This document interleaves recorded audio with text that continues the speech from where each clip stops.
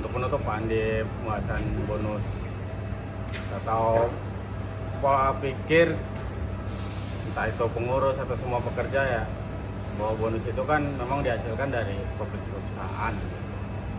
Nah, upaya-upaya yang perlu dilakukan untuk mencapai itu, tiap-tiap perusahaan juga kan kebijakannya tersendiri nih masing-masing ya, masing-masing, dan formulanya pun masing-masing punya kebijakan tersendiri.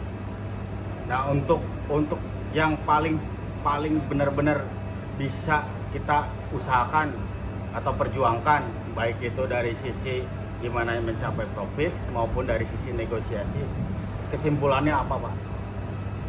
Kita usahakan pertama Ya. nih ya, berarti ya. Secara ini aja spesifik gitu. Kalau tadi kan secara gambaran umumnya lah gitu ya. Bahwa kita sama-sama dengan middle management, sama level paling bawah, sama-sama saling bersinergi lah ya gitu ya, untuk supaya gimana caranya perusahaan itu profit. Nah, spesifiknya apa sih gitu?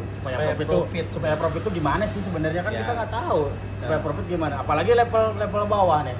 Ya, kita tahunya cuman kerja, bikin produk, nggak NG udah cukup kayak gitu. Sedangkan yang jadi acuan perusahaan itu sebenarnya kebanyakan ya acuannya di luar itu gitu. Entah itu cost reduction ya, terus juga ya penghematan biaya lain-lain ya. Acuannya nggak yang bisa kita lakukan itu, Pak. Jadi sebenarnya ini termasuk edukasi juga ya teman-teman ya. Iya, teman-teman edukasi juga level sekali ya, bawah nih ya. level bawah. Tapi gini. Ini menarik sekali. Menariknya gini nih, teman-teman sekarang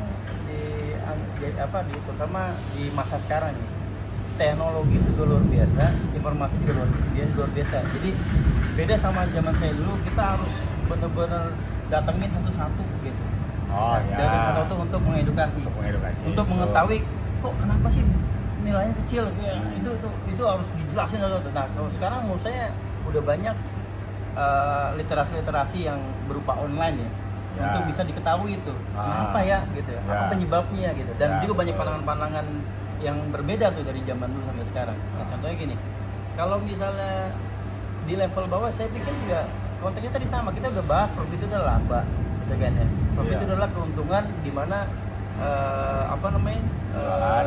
penjualan ya dikurangi sama biaya produksi, itu gampangnya begitu tuh. Sama teman-teman juga itu harus dikasih tahu dulu. Artinya apa?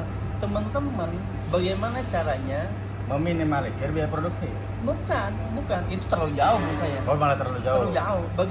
Bagaimana caranya? Contohnya gini, kalau ngomongin tentang lebih detail ya, bagaimana caranya kita patuh terhadap SOP atau WI? Supaya barang engine-nya nggak terlalu banyak. Reject ratio-nya capai sesuai dengan KPI. Apalagi kan di sini sesuai dengan KPI kan. Ya, itu juga KPI. safety-nya bagaimana kita nggak supaya terjadi kecelakaan kerja. Nah, yang paling parah quality nih. Kalau kualitasnya kita anjlok, itu saya pernah mengalami di perusahaan yang lama ya. Kita sampai kena penalti yang tadi saya bilang. Karena itu barangnya udah nyampe ke customer, ya kan? Dan itu dipakai oleh yang customer yang belinya langsung, sehingga itu menyebabkan customernya waktu itu Honda ya, itu klaim, dan itu klaimnya bukannya puluhan juta, ratusan juta bahkan miliaran.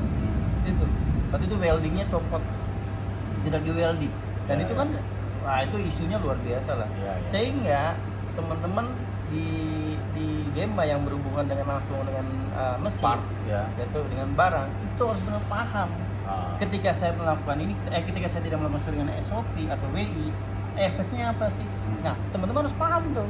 Nah, bagaimana caranya? Kalau dulu kita banyak training tuh, kita datangin tuh trainer. Iya, trainer ya.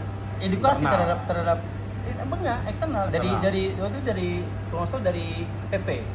Dia datangin tuh, kasih tahu gitu.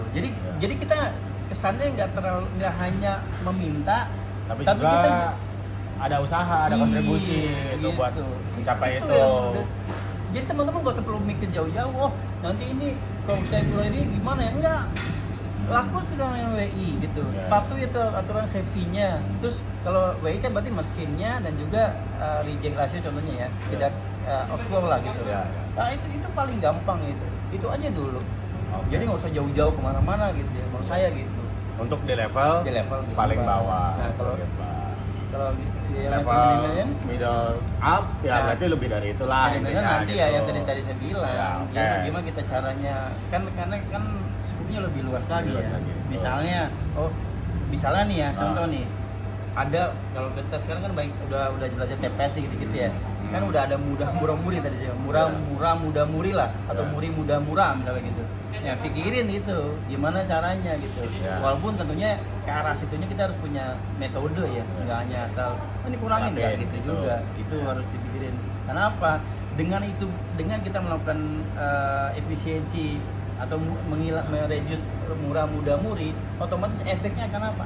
Akan menambah profit kita. Ya. Itu suka nggak suka kan seperti itu. Dari Tapi menambah kalau profit otomatis Iya. jadi bonus yang betul. meningkat. Jadi kita ada usaha dari serikat pekerja dari teman-teman, jadi ada usaha kurangin efisiensi gitu. Menurut saya itu akan efek domino seperti itu. Oke, ya begitu teman-teman kira-kira ya tips-tipsnya dari Suhu kita mantan pengurus di PT sebelumnya yang dia juga sudah sempat berjuang dan menghasilkan kesejahteraan yang lebih meningkat di PT sebelumnya. Mudah-mudahan di sini juga kita bisa mencapai itu. Ya kira-kira gitu. Saya akhiri. Wassalamualaikum warahmatullahi wabarakatuh. Solidaritas kuat, SPSI to be the winner. Hanya satu kata wujudkan SPKP SPSI berkelas dunia.